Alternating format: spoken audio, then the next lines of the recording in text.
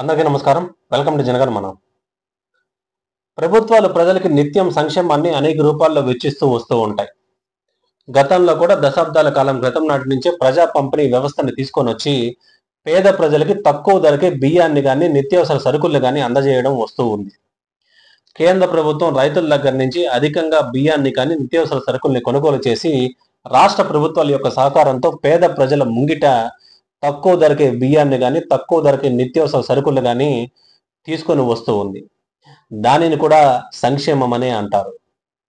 అసలుకి ఈ వీడియో చేయడానికి ముఖ్యమైన కారణం ఏంటంటే, ఆంధ్రప్రదేశ్కి చెందిన కొంతమంది రైస్ ఎక్స్పోర్టర్స్ కేంద్ర ప్రభుత్వంలోని కొంతమంది కేంద్ర మంత్రులను కలిసి ఆంధ్రప్రదేశ్ నుంచి రైస్ ఎక్స్పోర్ట్స్ చేయడానికి మాకు అనుమతినివ్వండి అని విన్నవించుకోవడం జరిగింది.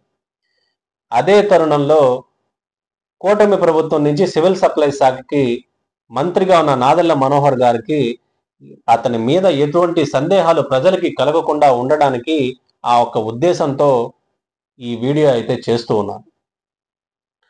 అంటే నాదెళ్ల మనోహర్ గారు రైస్ ఎక్స్పోర్టర్స్ ని ఏమన్నా అడ్డుకుంటున్నారా, బెదిరిస్తున్నారా అనే సందేహాలు ఎవరికి కూడా రాకుండా ఉండేదానికి ఈ వీడియో అయితే చేస్తున్నాను.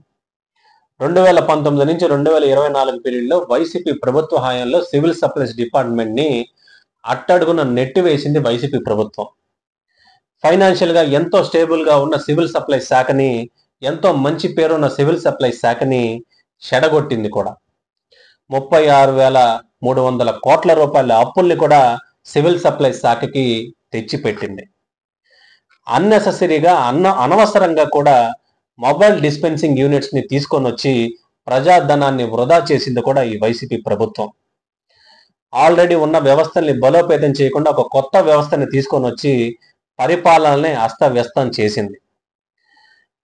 మొబైల్ డిస్పెన్సింగ్ యూనిట్స్ ని 9,260 మొబైల్ డిస్పెన్సింగ్ యూనిట్స్ ని 1,500 కోట్ల రూపాయలు వెచ్చించి ప్రజాధనాన్ని వృధా చేసింది. నేటికి ప్రభుత్వానికి ఒక్కొక్క మొబైల్ డిస్పెన్సింగ్ యూనిట్స్ కి అయ్యే ఖర్చు 27,000 రూపాయలు. అది ఖర్చు భారంగా అవుతుంది.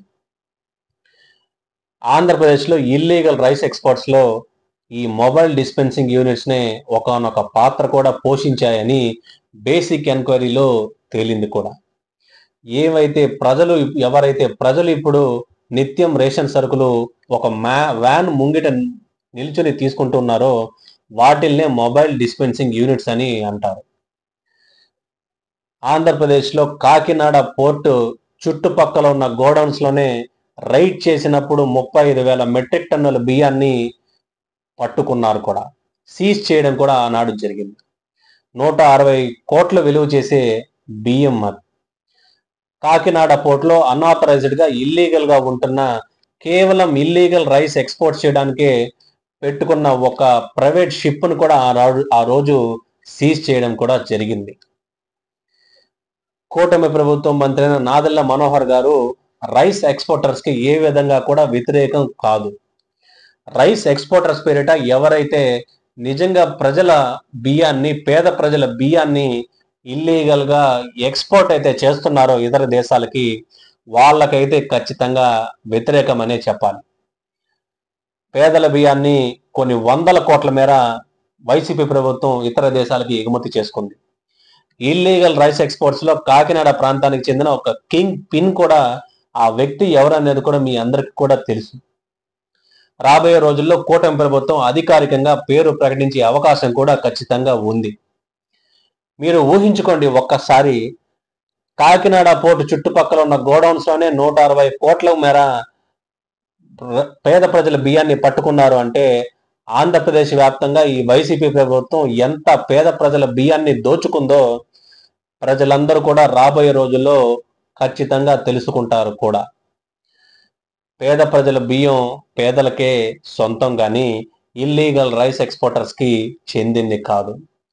వైసీపీ ప్రభుత్వం సివిల్ సప్లై శాఖని ఒక పక్కన అప్పుల ఊబిలో కూరుస్తూనే మరో పక్కన పేద ప్రజల బియ్యాన్ని దోచుకొని రాబుందల్లాగా రాజకీయ నాయకులు మేసి ఇతర దేశాలకి ఎగుమతి చేసుకున్నారు. రాబోయే రోజుల్లో సివిల్ సప్లై శాఖని పూర్వ వైభవం తీసుకొని వచ్చేలాగా పని చేస్తాం, కృషి చేస్తామని నాదెళ్ల మనోహర్ గారు గట్టిగా చెప్తూ వస్తూ ఉన్నారు. మార్చి 2025 నాటికి సివిల్ సప్లైస్ శాఖ కింద ఉన్న అప్పుల్లో 10,000 కోట్ల రూపాయలు బ్యాంకులకి తిరిగి చెల్లిస్తామని కూడా ఆ దిశగా కృషి చేస్తున్నామని కూడా మా నాదెళ్ల మనోహర్ గారు గతంలోనే తెలియజేశారు కూడా.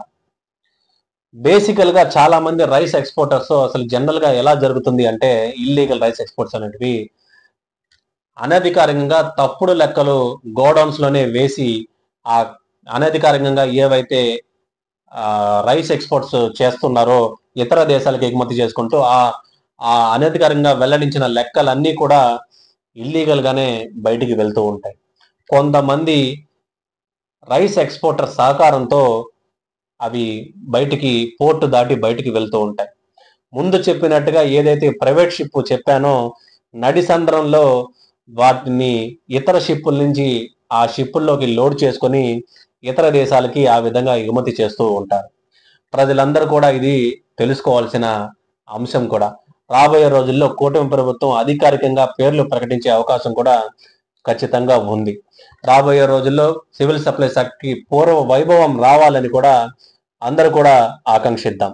భారత్ మాతాకి జై. జై హింద్.